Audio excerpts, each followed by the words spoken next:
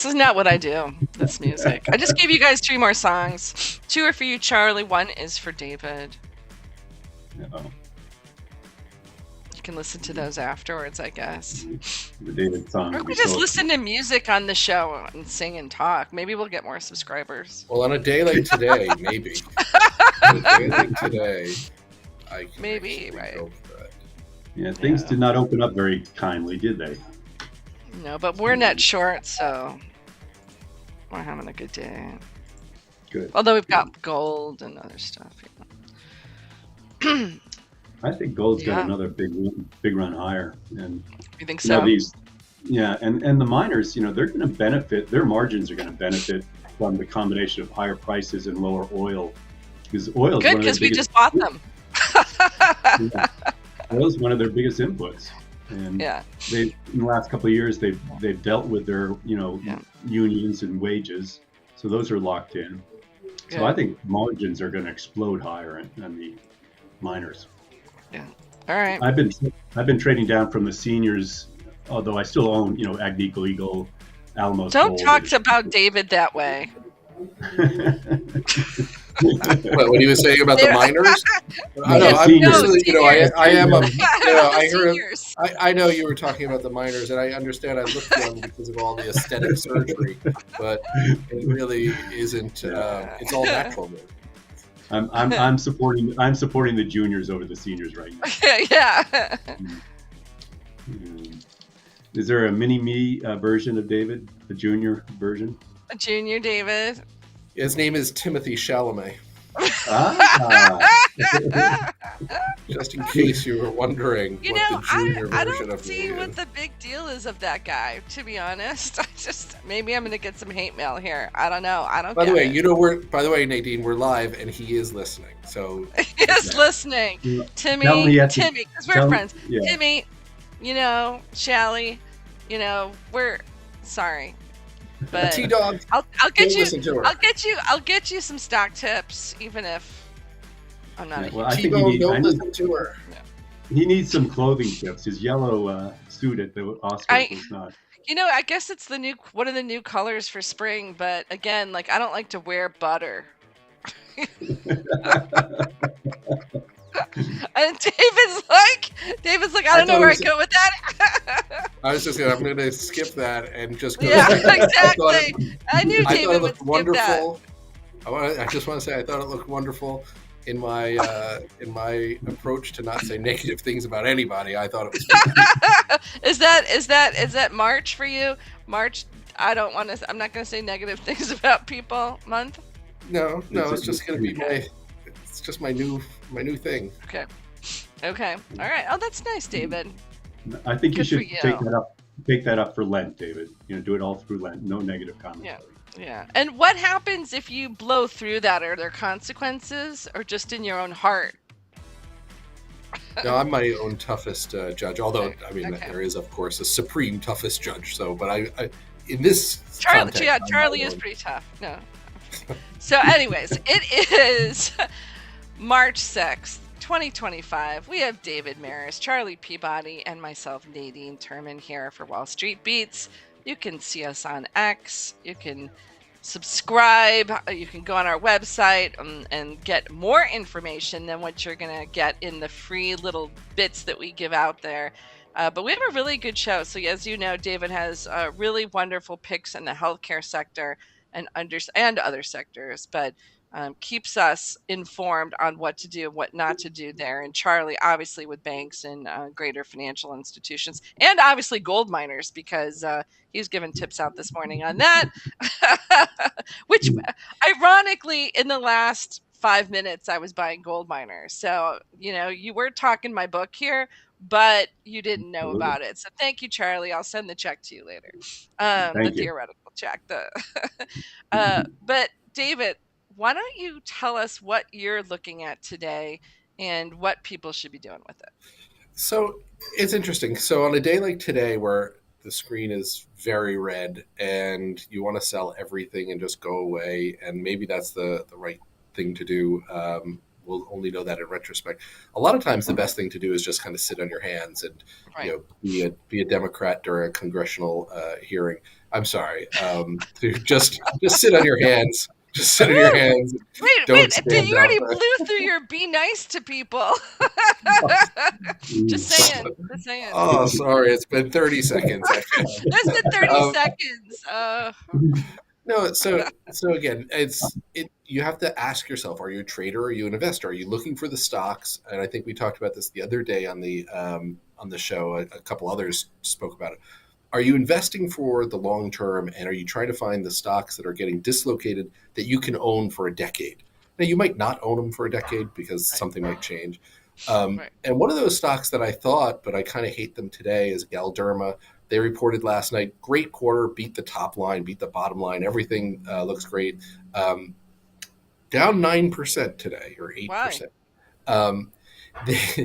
They said, oh, we're launching a new drug and we're going to invest heavily on it. So the first quarter is below consensus, and the full year we're going to have a lot of spending. And if you own the business, that's what you'd want them to do. Yeah. It's kind of like tech companies. They have to invest in the future. Otherwise, you're just stuck with past and rolling that off. But that's the problem of public companies, right? Because you have other options that you think that promise you that they'll pay you sooner. So you say, okay, well, am I going to stick with this for 3 years so that I trough this year? And it's not really a trough; it's just a little bit of a dip in increase in spending. And do you say, look, I really like the sector. They're in the aesthetics. They're a Swiss company that's in aesthetics, and they really are kind of taking share and doing really well in that business. Or do you say, you know what, I'll go and buy Evolus that's not having this spending problem. They're kind of similar.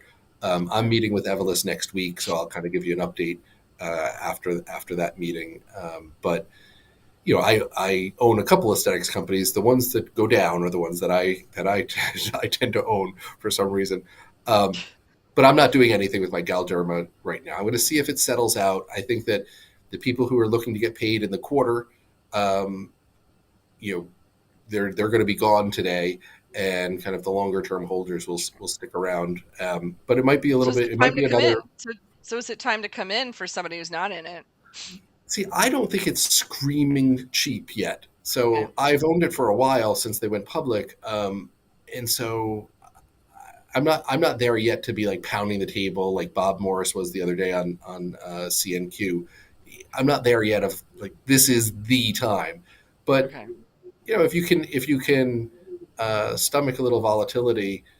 Now, again, aesthetics, if we have a weaker economy, you're going to see weakness in aesthetics. So you kind of have a double whammy here. You have increased spending, and people are already nervous about the economy, discretionary spending. So can you remind people what when you're talking about aesthetics, what are you talking about?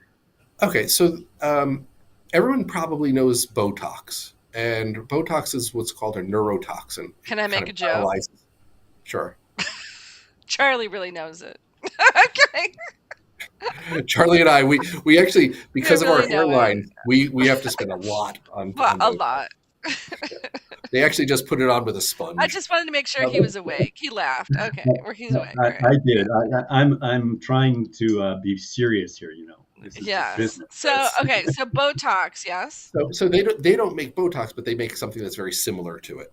Okay. And there are other companies that make things like that are called neurotoxins. But the other part of their business or other parts include fillers. So if you notice some influencers and Charlie will have big plump lips.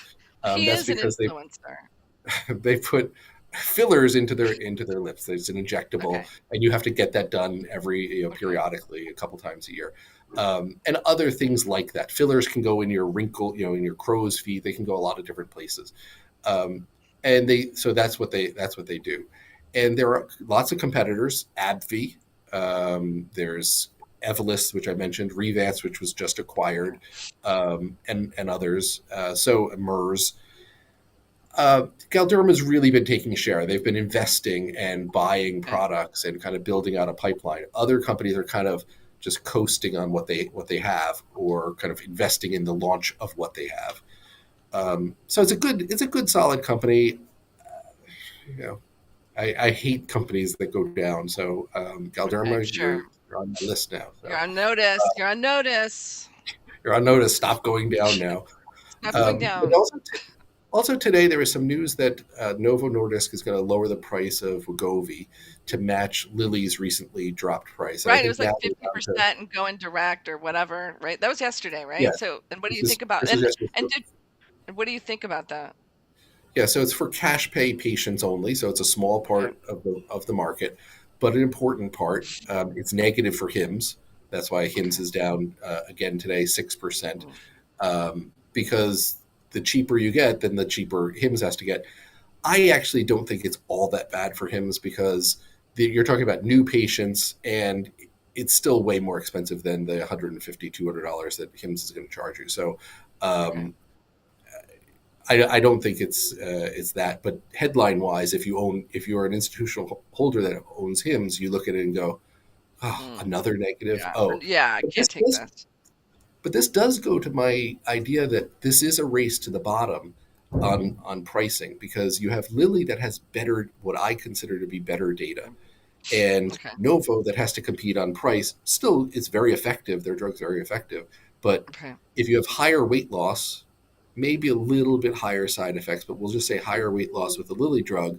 How do you compete if you're Novo? So you have to fight with price, Price. and Yeah. you're going to keep seeing this happen, and you don't really see it in the headlines from the commercial payers, but that's going Uh-huh. on with commercial payers. In Lilly's Sure. fourth quarter conference call, they did say, by the way, pricing is a little bit of a headwind. So, or at least they intonated about pricing. So I'm surprised that Lilly's not down on this news, Okay. or only down marginally, especially with the market the way it is, and it's a high multiple stock. So that Mm, tells you something about the holders and buyers of Lilly. But again, I think that it's a negative for both Lilly and Novo. I'm not a okay. buyer of Lilly until another a couple $100 just from a price standpoint. Okay. Thank you. And Charlie, I know you've been sitting with the bank folks. What are you learning here? Well, if there's an industry that needs a little tightening, some Botox, or maybe a little filler, it's the banking industry right now. No, they have a lot of filler. The filler's coming out. Yeah, true. Starting to look like Goldie Hawn. Oops, sorry. What in the world? What did we just say at the start? We said at the start of Poor this thing, Goldie we can Hawn. we can attack whole groups of people, but not individually. You can attack bankers, just not one banker. Okay, all right. So on Monday, I previewed a banking conference that went on on Tuesday and Wednesday. And on Monday, I said, the bottom line was, I said I thought the fundamentals would be light and estimates would have to be cut. And I think that is what you're seeing yesterday and today. Um, so let me talk specifically about some of the commentary. By the way, I did publish a note on February 11th, talking about this likely disappointments behind the capital markets net interest income. So if you want to go to Wall Street Beats and look at that note, you can get some more in-depth detail of what I was thinking.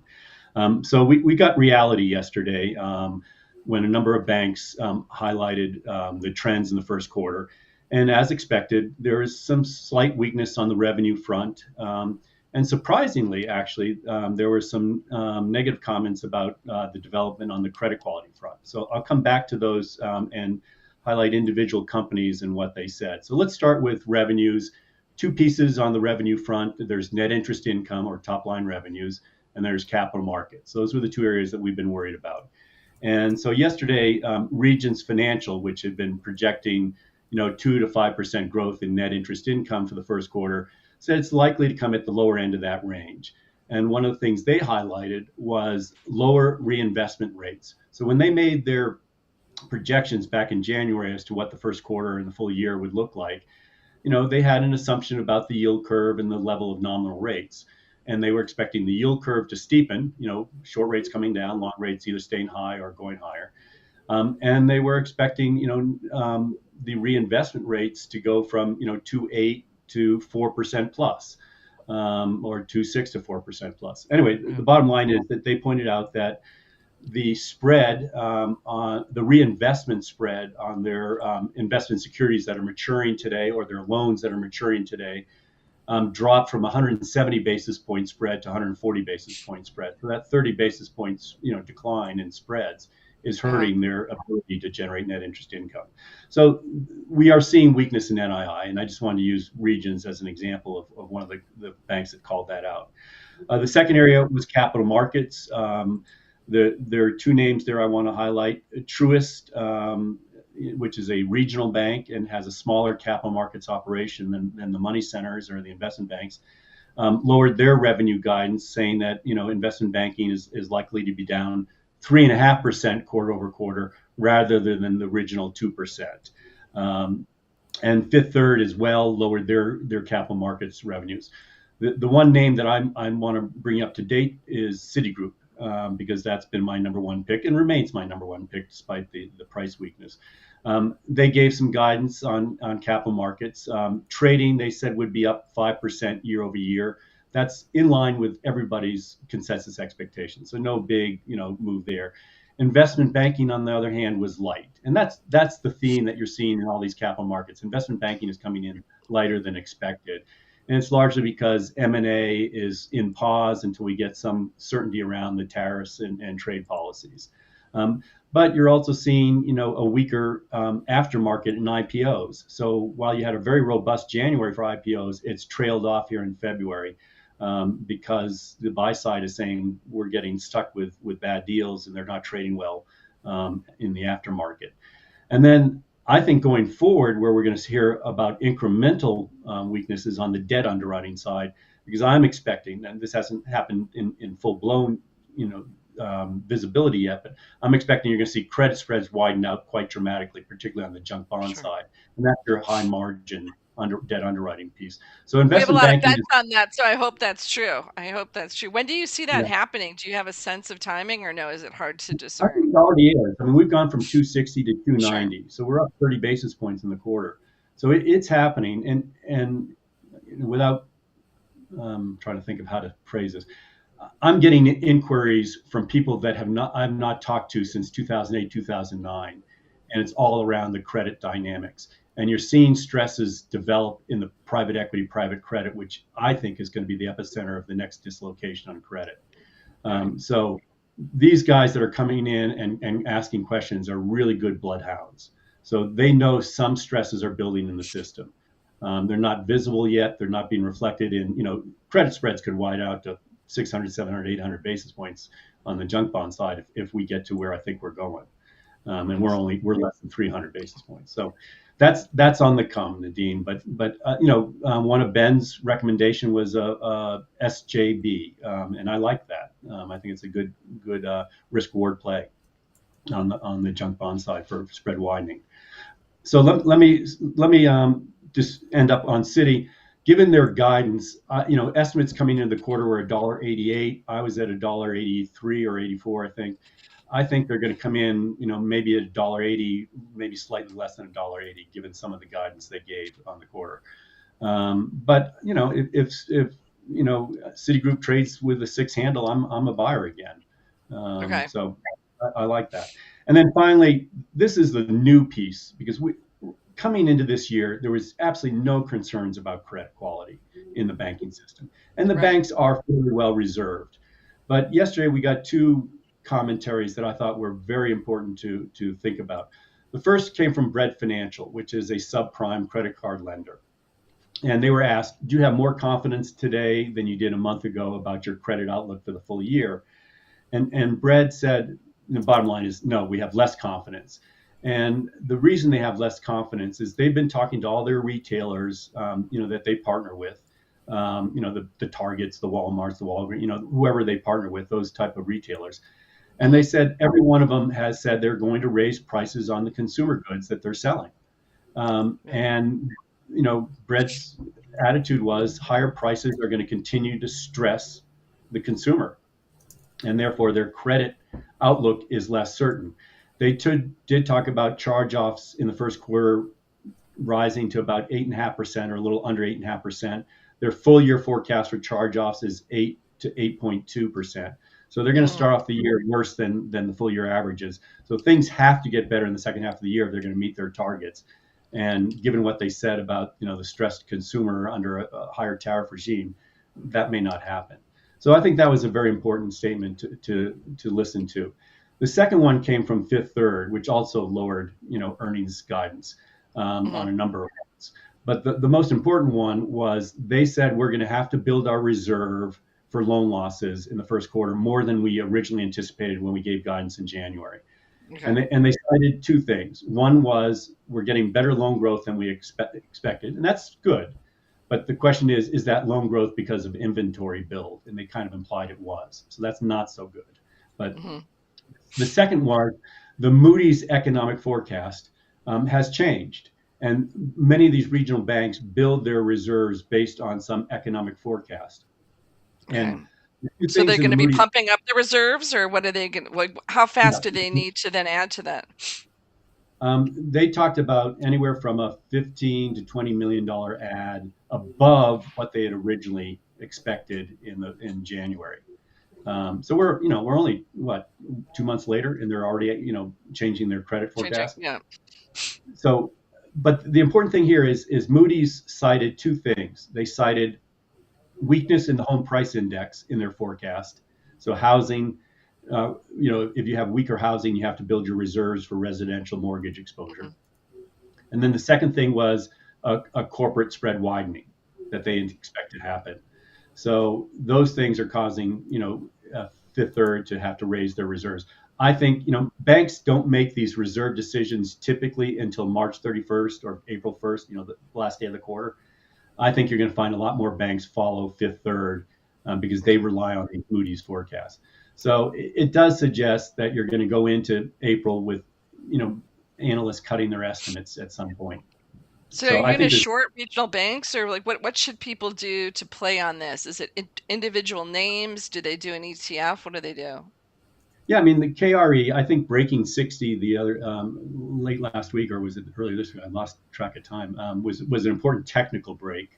So yeah, I think these things trade down into the spring, and that's been my position: is you don't want to buy these things until you get into late April or early May, and get a sense of how this tariff thing is going to play out. If we have time, Nadine, I want to talk about trade wars. Do we have time? Sure. Yeah, let's do it. Okay.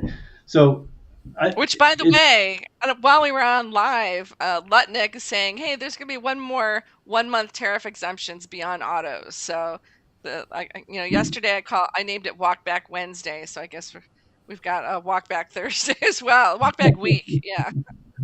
Yeah, and I think they're also talking about exempting some ag products like fertilizers from tariffs as well, with Mexico. So if you look back at history, I think there are three periods you'd like to understand and try and figure out which one are we going to rhyme with. There's the 1930s Smoot-Hawley Act. There's the 1980s trade war with Japan. And then there's the 2016-2020 Trump tariffs. And to make this short, I can go into great length. But if you look at the 1980s trade war with Japan, it started off in a bad way in terms of the markets.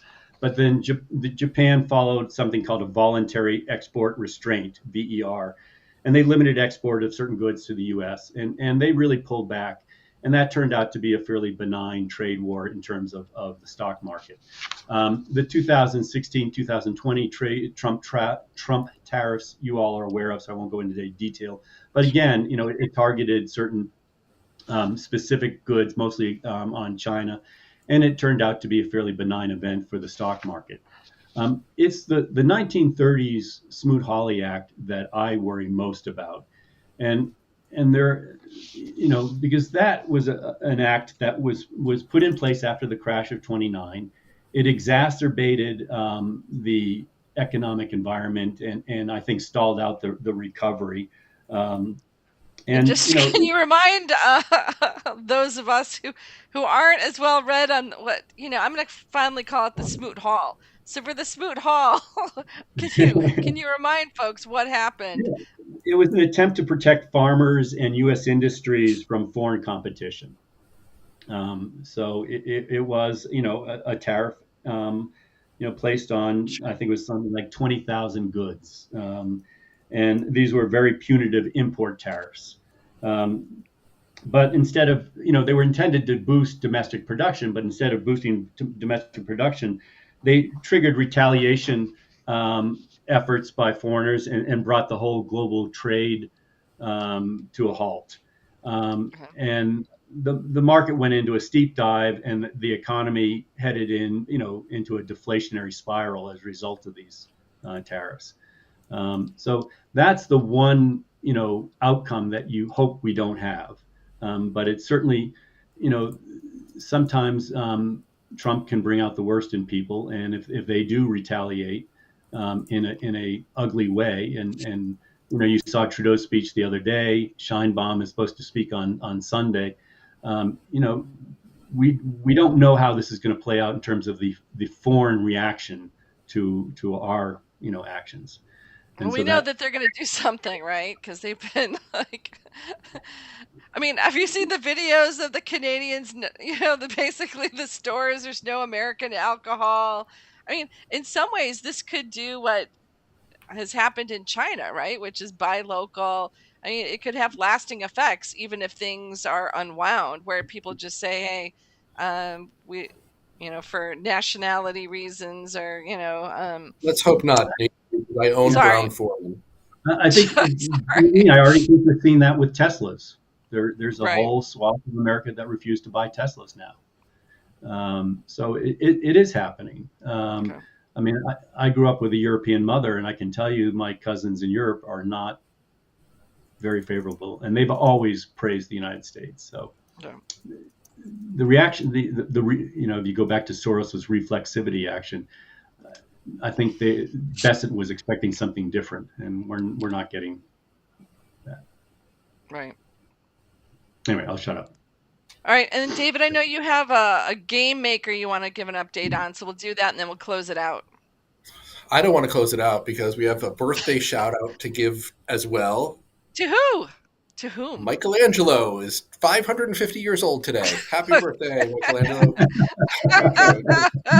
You need a little Botox, David. Mikey likes it. Yeah. Maybe some filler.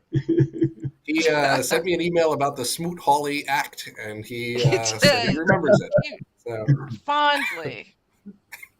No, Capcom, which makes Monster Hunter Wilds, which I'm sure everybody's been playing. I mentioned that I bought it a little while ago. The sales numbers just came out for the number of units they sold so far. In its first week, it sold 8 million copies. To give you a sense, the average retail is about $70. Most of that's digital, so mark that down. But this is a company that did just about $1 billion worth of revenue all of last year. So their base business continuing to do well, then add in another, $500 million in a week. It should be quite profitable for them, and it's not hidden. That's in the news, so that's going to be baked in. But what I found in things like this, whether it's a drug company or a game company or a consumer products company, is that news does gets baked in until they report the numbers. And usually, not always, but usually, the leverage that you have on something that's so big, they've underestimated it. So you usually get a much bigger blowout than even what people are starting to calculate. So I'm happy holding it. It's one of the few things that has been up the last few days. So I probably have to hold on to it. And that's 9697 JT. Is that the one? Yes, exactly. So it trades in Japan only. So for investors who don't want that sort of exposure and the rest, I like it because it also kind of goes against the kind of defensive nature of some of the pharma names. And I guess I'll circle on something here. Or actually, Charlie, you have something on that? I was going to ask you, since you have a broader view of the world than most, we've seen these foreign indices do phenomenally well, whereas the U.S. Poland is up on fire, like in a good way. Is that just a redistribution out of our markets to their markets, or is what's going on there? What do you have any? There is a bit of it, right? So there's a currency element to it with dollar down and other currencies up. You saw the yen pop last night. The euro's been super strong. I wrote about this morning in Longbow Arrows how, again, people are expecting the euro to continue to strengthen, although I would expect traders to start taking some profits on that because that's been a known trade. But Germany on a tear, Poland on a tear. I mean, you just kind of see market after market, not India. We've been short India. India has been not a place to hide. But you are seeing basically dollars getting repatriated back. So part of it is an element of where is their growth, part of it is a currency element, part of it's trade wars. So it's more complex answer than just one thing, Charlie, and just the valuations having been so low and expectations so low. But I would caution piling into something like Germany now. You can go look at the EWGs, which is an ETF for those of you trading just U.S. stocks or and not buying local. It's just there's a lot of expectations that after the election, then the car makers are, I don't know, going to be defense companies now, and dollars are going to go there. But I think we all know how difficult that is. So on a related trade, not to talk my book, but I've talked about it before that we were heavily into European defense names. I mean, they were up over 50% year to date, right? So there's a question then of what do you do with that? So in my mind, I think you have to start trimming names that have done so well. I'm not going to give out their initially. You can go check our online forms of the positions I own, but it's all across Europe, and they've just been they're over earning right now, and so I think that a lot of the hope onto Germany has been through that element, and I think what you need to do is, if you were a beneficiary of being in Germany, then you need to get out. I don't know if I would short it because I don't know how long this will last, but it's one of those musical chairs where I don't know how many chairs are left. There might be one, there might be near zero, there might be two.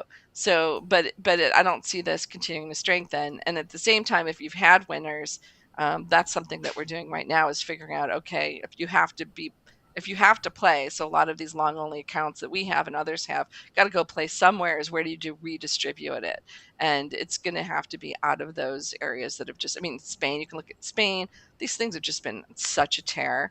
But that doesn't really reflect, I would say, the real economic situation over there or what's going to happen if tariffs do go through and stay.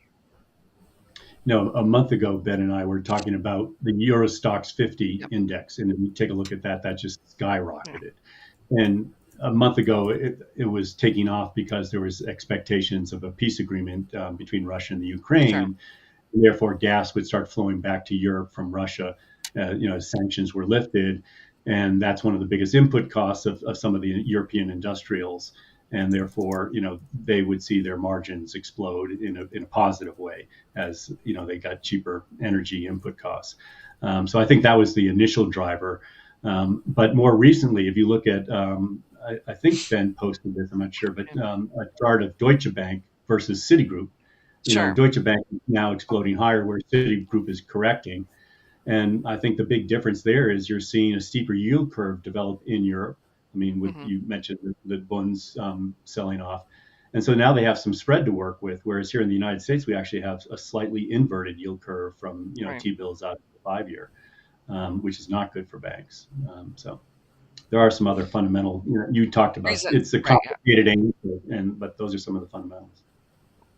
And David, I know you got two more here, BHC and BLCO. Let's close it out with those. What do you want to say about them? Yeah, so just to build on something Charlie mentioned about junk bond debt and high yield debt, so Bausch and Lomb came out. They reported their quarter, and Bausch Health Companies, its parent company, also reported.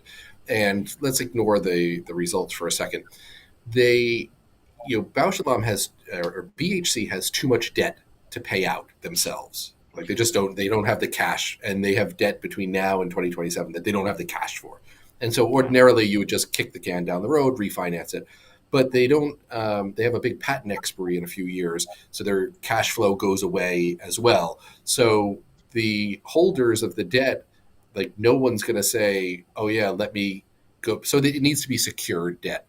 Now they've already secured everything they can. Like there's nothing they can sell, but they have this 85% position in Bausch and Lomb that's publicly traded, and they were going to spin that out to shareholders, and they really haven't been able to do it. They've promised it for a few years. So now what they've said in the most recent call is that what they think they're going to do is securitize that, use that as the security for the refinancing. In other words, you're going to have to pay. They're going to have to pay up, right? The yield is going to be really high, and much higher than the current rate. And it will be secured with this stock of a company that we're not even sure we can spin to you legally. Right.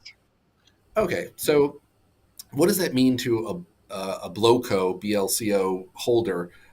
Well, if you're their holder, you don't even know where the rest of your company is going to be in a few years, because you might be being sold on the aftermarket by some debt holder who just got a bunch of debt. Shares, got a bunch of, and so I think that they're both shorts. I think BHC is a structural short. I think Blowco is also a structural short, and I think they're in this death spiral that they rely on each other, and the lower one goes, the lower the other goes. Now, recently, Blowco's stock has actually done pretty well because they reported a quarter that optically looked good. So if you want to play bad debt exposure and interest rates going higher for high yield, you could absolutely short either.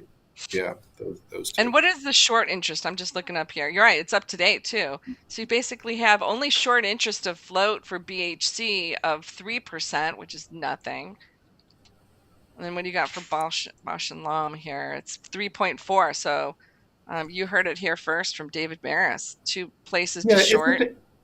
It's tough because, if they do get to refinance the debt, for BHC holders, they're going to get a reprieve until 2027, 2028, and you could see the stock pop. So the reason that people are afraid of shorting it is because they don't want to see that refinance happen, and then all of a sudden, I'm playing the long game. By 2028, 2029, I don't think that these will be in this. Well, they'll be in the double digits, but there'll be a decimal point before it. Okay, awesome. Well, thank you for that. That's it for today, March 6th. We're out here on a Thursday with David Maris, Charlie Peabody, Nadine Turman for Wall Street Beats. Go subscribe and get more insights from these fine fellows. We'll be back tomorrow. Take care. Smoot Hawley.